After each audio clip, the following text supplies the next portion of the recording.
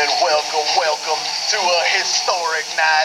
This being the last AWF series of matches this night. Snowy, help me out here. You are right. Tonight, I'm filled with emotion, man. so awesome. There's gonna be the last champion's gonna be crowned. That's right, the last champion going crowd. We're a little choked up here. This is the last time we're going to be commentating together. This is the last time we're going to see these AWS superstars. After so many years. After so many years. I mean, we've had pubes grown, we've had facial hair grown, we've had so much stuff grown that I just don't want to talk about on the air. But anyway, we're going to have ourselves a great night. This is the last night. Somebody's walking out with the last championship. Let's get to the matches. But first, tell me what you think of the historic AWS Snowy Ball. Well, there's been a lot of up and downs. I've been beat up, like, excessively by Mike Dudley.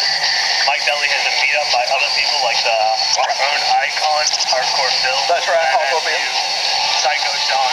That's right, Mike Dudley is an asshole. He ain't walking around with this champion. I know it. I don't care who wins, as long as that motherfucker does win. We have an injury reserve to report.